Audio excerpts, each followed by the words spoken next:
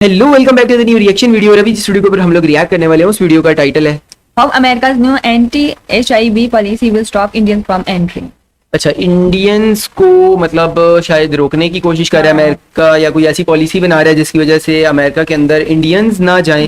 वैसे इस तरह का कुछ होना तो नहीं है सीन, बट गौरव भैया की वीडियो है, काफी इन्फॉर्मेटिव होने वाली है। तो स्टार्ट करते हैं वीडियो को और देखते हैं कि इंडियंस के साथ कौन सा गुस्सा है भाई अमेरिकन को। कहीं ये तो नहीं उनको दौरा पड़ रहा कि इंडिया इतने जल्दी इतना फास्ट ग्रो क्यों कर रहा है, शायद क्योंकि चाइना हो सकता है और तो कुछ भी नहीं है। तो खैर स्टार्ट करते हैं वीडियो, देखते हैं पता चलेगा। 4 अगस्त 2020 डोनाल्ड ट्रंप ने ये ओपनली अनाउंस किया कि वो H1B वीजा के प्रोसीजर में चेंजेस लाना चाहते हैं ताकि इंडियन इमिग्रेशन इनटू यूएसए कम हो सके और इंडियंस अमेरिकन्स का जॉब ना छीन सके। ऑल्सो जो यूएसए के नेक्स्ट इलेक्शंस की एक स्ट्रॉन्ग। अच्छा, यहाँ पर मैं शुरू में ही एक बात बोलना चाहता हूँ, ये ऑस्ट्रेलिया को भी प्रॉब्लम है, यूके को भी प्रॉब्लम है और अमेरिका को भी प्रॉब्लम है।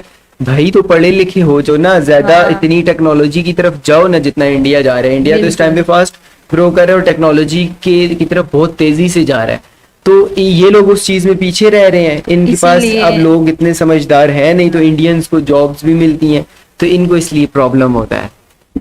प्रेसिडेंशियल कैंडिडेट है, उन्होंने भी इंडियन ओरिजिन के होने के बावजूद अपने मैनिफेस्टो में क्लियरली मेंशन किया है कि वो H1B वीजास को कर्ब करना चाहते हैं। नाउ फ्रेंड्स, अगर ये पॉलिसी इंप्लीमेंट हो जाती है तो ये इंडियंस के लिए एक डिजास्टर साबित होगा, क्योंकि भारत एक ऐसा देश है जहां पर यूएसए जाने का पागलपन इस हद तक है कि यहां पर वीजा बालाजी मंदिर, वीजा वाले बजरंगबली मंदिर और वीजा हनुमान जी मंदिर जैसे कई टेंपल्स एग्जिस्ट करते हैं जिनमें मान्यता है कि इन मंदिरों के दर्शन से यूएसए का वीजा कंफर्म हो जाता है। Just imagine the craze. लेकिन अब अनफॉर्चुनेटली इंडियंस का यूएसए जाना तो छोड़ो, कांग्रेस वुमेन तुलसी गबार्ड के हिसाब से H1B वीजा के चेंजेस से करीब 5 से 7 लाख इंडियंस जो अभी यूएसए में रह रहे हैं उन्हें भी शायद वापस से अपने देश में आना पड़ सकता है। लेकिन फ्रेंड्स, यहां पर आता है एक इंटरेस्टिंग सवाल। यूएसए जिस देश के कितने सारे टॉप एमएनसीज जैसे Google, Microsoft, Apple, YouTube, Adobe, Starbucks ऐसे 13 एमएनसीज के इंडियन ओरिजिन के सीईओज हैं जो आज यूएस में सिर्फ और सिर्फ इसी H1B वीजा की वजह से है, यूएसए को बेनिफिट कर रहे हैं। यूएसए ये कदम इतना इंपल्सिवली आखिर कैसे ले सकता है? वेल, ये तो कुछ भी नहीं है। जैसे आप लोग ऑलरेडी जानते हो, यूएसए में इंडियन डायस्पोरा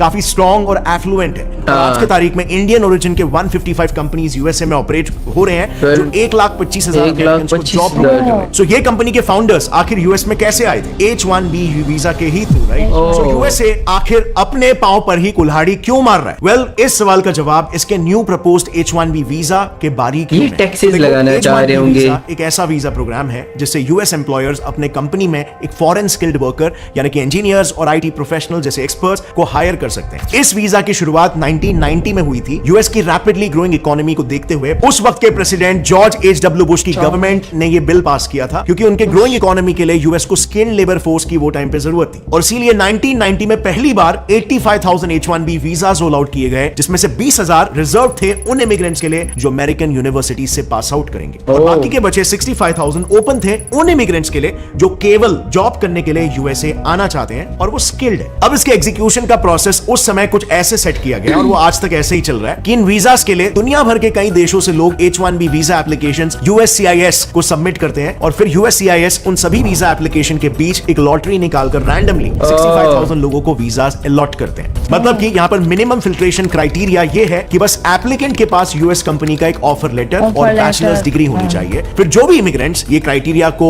मीट कर देंगे और एप्लीकेशन सेंड करेंगे, उसके बाद वीजा मिलना टोटली आपके लक पर डिपेंड करता है। अब यहाँ पर बात यह है कि इस पूरे लॉटरी सिस्टम से हम इंडियंस को मेजर बेनिफिट मिलता था, लेकिन अगर इस सिस्टम को बदलकर मेरिट बेस्ड सिस्टम ले आया जाए तो इंडियंस को 2 मेजर लॉस हो सकते हैं। अब आपके दिमाग में ये आएगा कि मेरिट बेस्ड सिस्टम से इंडियंस को लॉस कैसे हो सकता है? इंडियंस तो बहुत ही स्मार्ट है, राइट? इसे समझने के लिए ना प्लान के थोड़े से लेआउट को समझ लेते हैं। सो सबसे पहले तो किस H1B वीजा अलॉटमेंट के 75% बेनिफिशियरीज इंडियंस है, यानी कि हर 4 H1B वीजा रिसीवर्स में से 3 इंडियंस होते हैं। सो इंडियन एप्लीकेंट्स का ज्यादा नंबर, यानी कि लॉटरी बेस्ड सिस्टम में सिलेक्शन के चांसेस भी ज्यादा। सो इस तरीके से ये डेफिनेटली हमारे लिए काफी एडवांटेजियस है। बट लॉटरी बेस्ड सिस्टम की जगह पर मेरिट बेस्ड सिस्टम क्यों डिसएडवांटेजियस है? उसके पीछे की वजह यह है कि इस न्यू सिस्टम के तहत वीजा कैंडिडेट्स को कुछ क्राइटेरियाज को फुलफिल करना होगा, जिनके लिए एप्लीकेंट्स को पॉइंट्स दिए जाएंगे, और ये क्राइटेरियाज इंडियंस के अगेंस्ट हैं। Let me explain. सो सबसे पहले तो ये समझ लो कि मेरिट बेस्ड सिस्टम के हिसाब से 30 पॉइंट्स आपको कलेक्ट करना होगा या उससे ज्यादा, और फिर ही आप इस वीजा के लिए एलिजिबल हो पाओगे। अब अगर आप टिपिकल इंडियंस की कहानी देखोगे तो साइंस, टेक, इंजीनियरिंग और मैथ स्टेम में इंडियंस काफी आगे रहते हैं, और ऐसे में ये सोचना काफी जायज है कि मेरिट बेस्ड सिस्टम में तो इंडियंस को ही बेनिफिट होना चाहिए। बट यहीं पर आ जाते हैं ट्रंप और रामास्वामी द्वारा दिए गए सजेशंस उन मेरिट क्राइटेरियाज को लेकर। कुछ ऐसे स्पेसिफिक क्राइटेरियाज है जिसमें इंडियंस के सिलेक्ट होने के चांसेस काफी कम है। सो migrationpolicy.org के रिपोर्ट के हिसाब से करीब 2.7 मिलियन इंडियन फैमिलीज जो यूएस रेमिटेंसेस पर डिपेंडेंट रहती है, उनका सोर्स ऑफ इनकम भी इस एक पॉलिसी की वजह से बैडली इफेक्ट हो सकता है। और ऐसी फाइनेंशियल आफत फ्रेंड्स किसी के भी लाइफ में आ सकती है, और इसीलिए सिर्फ एक सोर्स ऑफ इनकम पर डिपेंड नहीं रहा जा सकता, मल्टीपल सोर्सेज ऑफ इनकम चाहिए, जैसे कि ट्रेडिंग हो। ये क्राइटेरियाज इंडियंस के खिलाफ काफी बायस लगते हैं, और मैं एक एक करके इन क्राइटेरियाज को लिस्ट डाउन करूंगा, लेकिन उससे पहले ये इंडियंस पर क्या इंपैक्ट क्रिएट कर सकता है उस पर थोड़ी सी बात कर लेते हैं। हम बात कर रहे थे उन क्राइटेरियाज की जो इंडियंस के काफी अगेंस्ट है। सो सबसे पहला क्राइटेरिया है एज। जैसे कि आप इस टेबल में देख सकते हो 26 टू 30 एज ब्रैकेट में फॉल होने वाले एप्लीकेंट्स को 10 पॉइंट्स यहां पर मिलेंगे, और उसी तरह से अगर एप्लीकेंट की एज आगे आने वाले ब्रैकेट्स में फॉल होगी तो उसे कंपैरेटिवली कम, अच्छा, उससे ज्यादा कम पॉइंट्स मिलेंगे। नाउ यही इंडियंस के मार्क्स सबसे पहले कट सकते हैं, क्योंकि यूएससीआईएस के डेटा के हिसाब से H1B के मोस्ट बेनिफिशियरीज 30 से 39 एज ग्रुप से ही बिलोंग करते हैं। मतलब इंडियंस को इसमें सिर्फ 6 या 8 पॉइंट से मिलेंगे, जिसे आप याद रखना, क्योंकि हम ऐसे हर पॉइंट में based on current data Indians कितना स्कोर कर सकते हैं उसे इवैल्यूएट करेंगे कि इंडियंस इस न्यू सिस्टम के तहत अपनी एलिजिबिलिटी को बढ़ा पाएंगे या फिर नहीं। फिलहाल दूसरा क्राइटेरिया देखते हैं जो है एजुकेशन। So, अगर किसी एप्लीकेंट ने यूएस से स्टेम यानी कि साइंस, टेक्नोलॉजी, इंजीनियरिंग, मैथमेटिक्स में प्रोफेशनल डिग्री या डॉक्टरेट हासिल किया हो, तो उसको, जैसे कि आप इस टेबल में देख सकते हो, सबसे ज्यादा यानी कि 13 पॉइंट अगर यूएस से करते या किसी भी और फॉरेन कंट्री से डिग्री होल्डर हो तो आपको सिर्फ 5 ही पॉइंट। और अगर इंडिया के केस में आप देखोगे तो मोस्ट ऑफ H1B वीजा के थ्रू जाने वाले इंडियंस इंडियन डिग्री होल्डर ही होते हैं। फिर बढ़ते हैं अगले क्राइटेरिया की ओर जो है प्रोफिशिएंसी इन इंग्लिश। बेसिकली जिनका भी इंग्लिश एकदम फ्लुएंट है, यानी कि आइल्स और टोफिल एग्जाम्स में जो लोग 10th डेसाइल पर होंगे उनको ही सिर्फ सबसे ज्यादा यानी कि 12 पॉइंट्स मिलेंगे, और यहाँ पर जिनकी भी इंग्लिश फ्लुएंसी कम होगी उनके पॉइंट्स घटकर 0 पॉइंट्स तक भी गिर सकते हैं, which is again a loss for Indians. क्योंकि साल 2014 में टाइम्स ऑफ इंडिया की एक रिपोर्ट के अनुसार इंडिया में even though second largest English speaking population है, पर हमारे कंट्री में सिर्फ 4% ही ऐसे लोग हैं जो इंग्लिश कॉन्वर्सेशंस फ्लुएंसी के साथ कर पाते हैं। एंड हम अगर ओवरऑल हमारी एवरेज फ्लुएंसी भी पकड़े तब हमारे वो एवरेज स्कोर्स आते हैं कुछ अराउंड 6। अगला इंपॉर्टेंट फैक्टर है सैलरी। सो मेरिट बेस्ड सिस्टम में दिए गए टर्म्स के हिसाब से इमिग्रेंट की ऑफर्ड सैलरी एटलीस्ट यूएस के होम स्टेट जैसे टेक्सास, न्यूयॉर्क या इलिनॉय के मीडियम हाउस होल्ड इनकम से, या सिंपली कहे तो एक नेटिव अमेरिकन की इनकम से 300% ज्यादा होनी चाहिए। फॉर एग्जाम्पल लेट्स से एक नेटिव अमेरिकन की इनकम 1 लाख रुपए है, बट आपकी यूएस बेस्ड कंपनी आपको ऑफर कर रही है 300% यानी कि 3 लाख रुपीस एज सैलरी, तभी ही ओनली इन दैट केस आपके वीजा एप्लीकेशन को 13 पॉइंट्स मिलेंगे। और जैसे जैसे ये सैलरी परसेंटेज घटते जाती है आपके वीजा पॉइंट्स भी कम होते हैं। सबसे लोएस्ट है 150% सैलरी पर, तो इसीलिए इंडियन लॉस में जाएंगे ना। इकोनॉमिक पॉलिसी इंस्टीट्यूट ने रिपोर्ट किया कि इंडियन इमिग्रेंट्स को नेटिव अमेरिकन से ज्यादा मिलना तो दूर, उल्टा 46% कम सैलरीज मिलती है, और इसीलिए यहाँ पर भी इंडियंस का स्कोर काफी मेजरली ड्रॉप हो सकता है। और इसीलिए अब अगर इन टोटल हम देखें तो इन चारों पैरामीटर्स को मिलाकर इंडियंस को महज 17 पॉइंट्स ही मिल रहे हैं। अच्छा, टोटल 17 पॉइंट एवरेज केस था, but still 17 points is 13 points less than 30 points. Also यहाँ पर हमने एक एडिशनल इशू को आइडेंटिफाई किया जिसका आंसर हमें हमारी रिसर्च में भी नहीं मिला। वो ये है कि व्हाट इफ 1 लाख लोग इस क्राइटेरिया को मीट करते हैं, तो क्या उन सभी को H1B वीजा अलॉट किया जाएगा? वेल, इसमें मुझे ऐसा लगता है कि वो लोग या तो सिलेक्टेड एप्लीकेंट्स में से हाईएस्ट पॉइंट गेनर्स को फिल्टर आउट करेंगे, या फिर सिलेक्टेड कैंडिडेट्स में से लॉटरी बेसिस पर फाइनल सिलेक्शन होगा। बट आई नो आपको भी ये सवाल आया होगा कि आखिर यूएस H1B वीजास को कर्व ही क्यों कर रहा है, क्यों इसमें इतने रेस्ट्रिक्शंस डाल रहा है? वेल फ्रेंड्स, इसके पीछे 4 इंपॉर्टेंट रीजंस हैं, जिसमें सबसे पहला है वोट बैंक पॉलिटिक्स। 2016 में जब Republican presidential candidate Donald Trump अपने इलेक्शन कैंपेन्स कर रहे थे, तभी उन्होंने सिर्फ एक मुद्दे पे कैंपेन किया था, बाय अमेरिकन हायर अमेरिकन, जो कि इतना ज्यादा हिट साबित हुआ था कि लॉस एंजलिस टाइम्स के हिसाब से सिर्फ इसी आइडियोलॉजी की वजह से ट्रंप का वोट शेयर सीधे 74% तक स्काई रॉकेट हो गया था। और कुछ हद तक ट्रंप ने अपना एंटी इमिग्रेशन प्रॉमिस पूरा भी किया। साल 2020 की बात है जब ट्रंप गवर्नमेंट ने H1B वीजास को टेम्पररी हॉल्ट भी किया था। ताकि कोविड पैंडेमिक में कंपनीज सिर्फ नेटिव्स को ही हायर करें और नेटिव्स के जॉब सिक्योर रहे। इनफैक्ट यूएस में ये एंटी इमिग्रेशन नैरेटिव इतना वोट ग्रैबिंग है कि एक और यूएस सेनेटर टेड क्रूज ने तो सीधे American jobs first act of 2015 नाम की एक बिल ही पार्लियामेंट में इंट्रोड्यूस कर दी थी, जो बेसिकली यूएस के एंटी इमिग्रेशन पॉलिसीज को और स्ट्रिक्ट करने के लिए प्रपोज कर रहा था। एंड थैंकफुली पास नहीं हुआ। लेकिन आयरनी देखो, टेड क्रूज ने खुद साल 2013 में as a senator pro immigration policies को सपोर्ट करते हुए एक बिल इंट्रोड्यूस किया था, जिसमें उन्होंने ये तक डिमांड रखी थी कि यूएस को H1B वीजास का नंबर 500% तक इंक्रीज कर देना चाहिए। बट जब उन्होंने देखा कि एंटी इमिग्रेशन मुद्दा ज्यादा वोट बटोर रहा है, तब उन्होंने भी प्रो इमिग्रेशन मुद्दे से यू टर्न ले लिया। नाउ ये तो हुई बात Republican party, but democratic party का H1B बैन पर एग्जैक्ट ऑपोजिट व्यू है। वो इसके एकदम अगेंस्ट।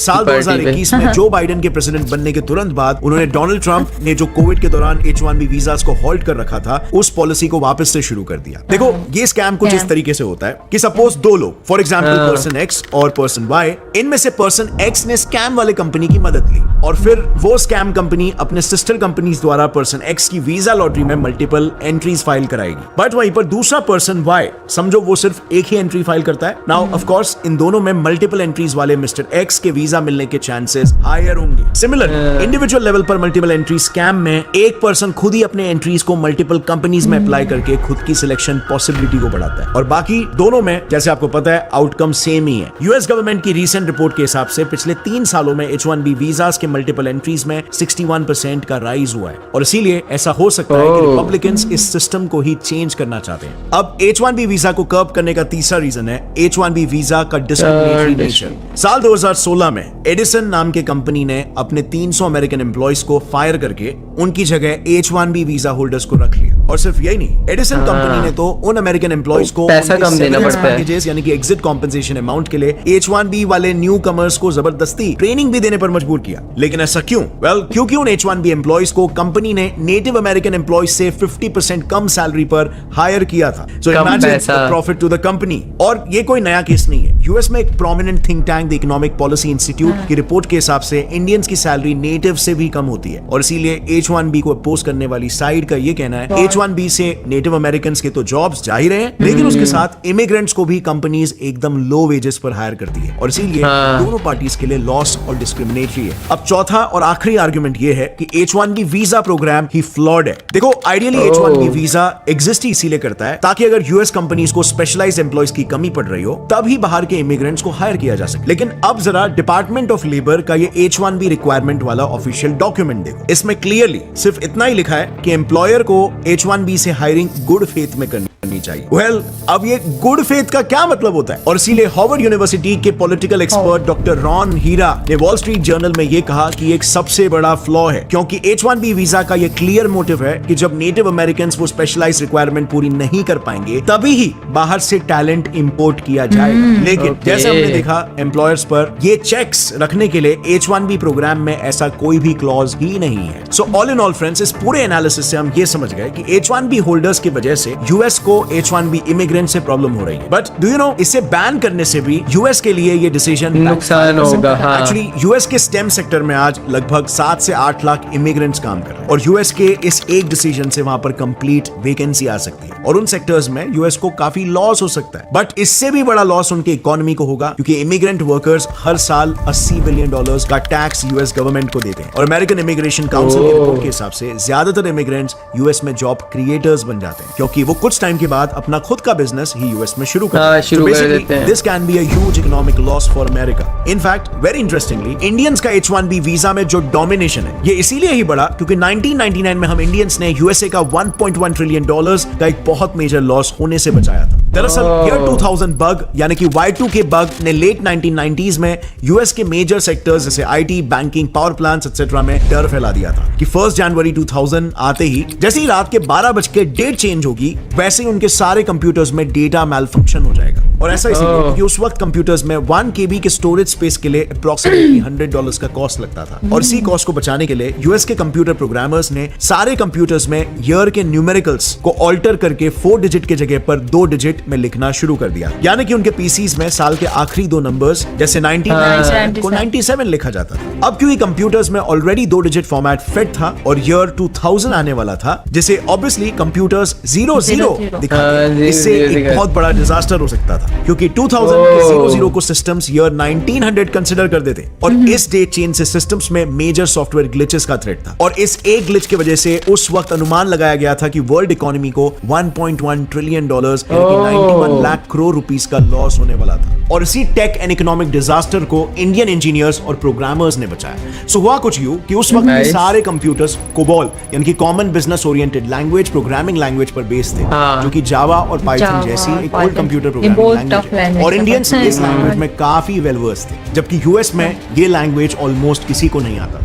तो इंडियन आईटी प्रोफेशनल्स ने उस 2 डिजिट ईयर को चेंज करके 4 डिजिट कर डाला और इस Y2K बग इशू को रिजॉल्व करके एक बड़े डिजास्टर को होने से रोक दिया। और इंटरेस्टिंगली इसके बाद यूएस हिस्ट्री में ऐसा पहली बार हुआ कि इंडियंस की स्किल और इंपॉर्टेंस को समझते हुए 1999 से लेकर जॉब्स वगैरह और सालों के लिए वीजास यूएस वगैरह गवर्नमेंट ने देने अपने H1B वीजा के 65,000 लिमिट को बढ़ाकर 1,95,000 कर दिया, Nice. सिर्फ इसीलिए ताकि इंडियन इमिग्रेंट्स की तादाद यूएसए में बढ़ पाए और यूएसए की तरक्की हो सके। Also friends, finally